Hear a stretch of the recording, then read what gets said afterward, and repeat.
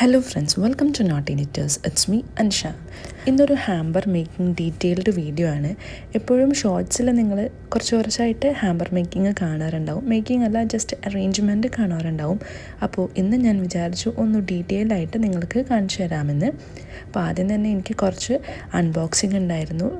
ഷർട്ടും ടീഷർട്ടൊക്കെ ഓർഡർ ചെയ്തത് അതൊന്ന് അൺബോക്സ് ചെയ്തിട്ട് എടുത്ത് വെക്കണം.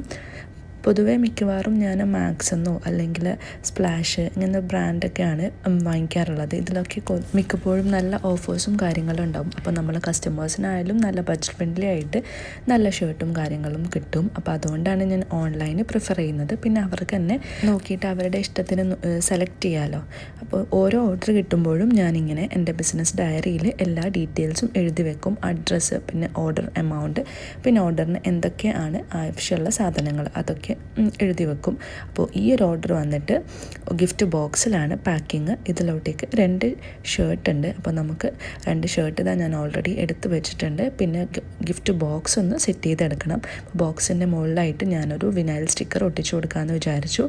ഗ്രേ കളറിലാണ് സ്റ്റിക്കർ ഒട്ടിക്കുന്നത്, കാരണം നമ്മളെ ബോക്സിൻ്റെ ടോപ്പ് വരുന്നത് ഗോൾഡൻ ഫിനിഷിലാണ് കേട്ടോ. അപ്പോൾ ഇതാ ഗ്രേ കളർ സ്റ്റിക്കറൊക്കെ വീഡ് ചെയ്തെടുത്തിട്ടുണ്ട്. ഇനിത് ബോക്സിലോട്ടേക്ക് നമുക്ക് ഒട്ടിച്ചു കൊടുക്കാം. പീൽ ചെയ്യുന്നത് നല്ലൊരു പ്രോസസ്സാണ്. ഇതാ പീൽ ചെയ്തിട്ട് ബോക്സിലോട്ടേക്ക് ഒട്ടിച്ചതിന് ശേഷം ട്രാൻസ്ഫർ ടാപ്പ് ഇതുപോലെ പീൽ ചെയ്തെടുത്താൽ മതി. നമ്മുടെ ഗിഫ്റ്റ് ബോക്സ് ഇവിടെ റെഡി ആയിട്ടുണ്ട്. ഇനി ഇതിലോട്ടേക്ക് നമുക്ക് ഷർട്ട് വെച്ച് കൊടുക്കാം. 2 ഷർട്ടാണ് കസ്റ്റമർ ഓർഡർ ചെയ്തിട്ടുണ്ടായിരുന്നത്. അപ്പം 2ഉം വെച്ച് കൊടുത്തു. പിന്നെ ഈ ഒരു പെർഫ്യൂം ഉണ്ട് കേട്ടോ. അപ്പോൾ പെർഫ്യൂമും ഈ ഒരു ബോക്സിലോട്ടേക്ക് നമുക്ക് സെറ്റ് ചെയ്ത് കൊടുക്കണം. ഷർട്ട് ഞാൻ കുറച്ചുകൂടി കളറാക്കാൻ വേണ്ടിയിട്ട് ഇങ്ങനെ ഒരു ടൈ ഒക്കെ ചെയ്ത് കൊടുക്കുന്നുണ്ട്, ഒരു റിബൺ വെച്ചിട്ട്. അപ്പോൾ ഇതാ ഷർട്ടും ടൈ ചെയ്തിട്ട് വെച്ച് കൊടുത്തു. ഇനി ഈ ഒരു പെർഫ്യൂം ഇങ്ങനെ തന്നെ വെക്കണ്ട, ഒന്ന് റാപ്പൊക്കെ ചെയ്തിട്ട് വെച്ച് കൊടുക്കാമെന്ന് വിചാരിച്ചു. നമുക്ക് ഗിഫ്റ്റ് റാപ്പിംഗ് ഷീറ്റിൽ ഒന്ന് റാപ്പൊക്കെ ചെയ്ത് റിബൺ വെച്ച് ടൈ ഒക്കെ ചെയ്തിട്ട് കുറച്ച് കളറാക്കിയിട്ട് വെച്ച് കൊടുക്കാം. കാരണം ഇത് ഓപ്പൺ ചെയ്യുന്നവർക്ക് ഓരോ എക്സൈറ്റ്മെൻറ്റ് ഉണ്ടാവുമല്ലോ ഓരോ സാധനങ്ങളും ഓപ്പൺ ചെയ്യുമ്പോൾ.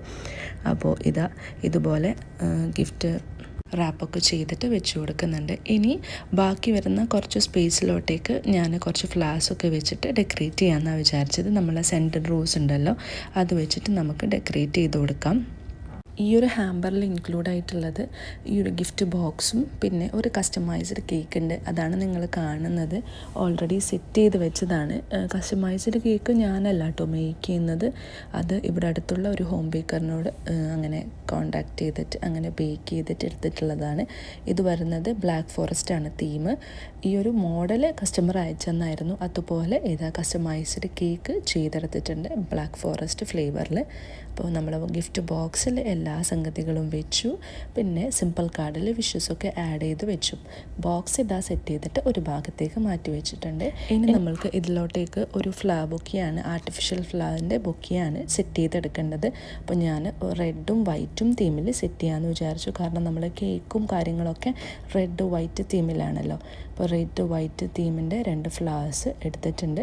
2 റെഡ് ഫ്ലവറും 2 വൈറ്റ് ഫ്ലവറും എടുത്തിട്ട് ഇങ്ങനെ ബഞ്ചാക്കിയിട്ട് നമുക്ക് ഫ്ലവർ ബൊക്കെ ചെയ്തെടുക്കാം. ആർട്ടിഫിഷ്യൽ ഫ്ലവേഴ്സിൻ്റെ ബൊക്കെയാണ് കേട്ടോ. ഫ്രഷ് ഫ്ലവർ ആകുമ്പോൾ കുറച്ചധികം റേറ്റ് ആകും. ആർട്ടിഫിഷ്യൽ ആകുമ്പോൾ ചെറിയ റേറ്റിന് നമുക്ക് ചെയ്തെടുക്കാൻ പറ്റും കേട്ടോ. അപ്പോൾ ആ ഒരു ബൊക്കെ നമ്മളിതാ സെറ്റ് ചെയ്തെടുക്കുകയാണ്. ബൊക്കേക്ക് ഞാൻ യൂസ് ചെയ്യുന്നത് ഇങ്ങനെ ഷീറ്റ് വെച്ചിട്ട് ടൈ ആക്കാൻ വേണ്ടിയിട്ട് റബ്ബർ ബാൻഡ്സ് ആണ് കേട്ടോ യൂസ് ചെയ്യുന്നത്.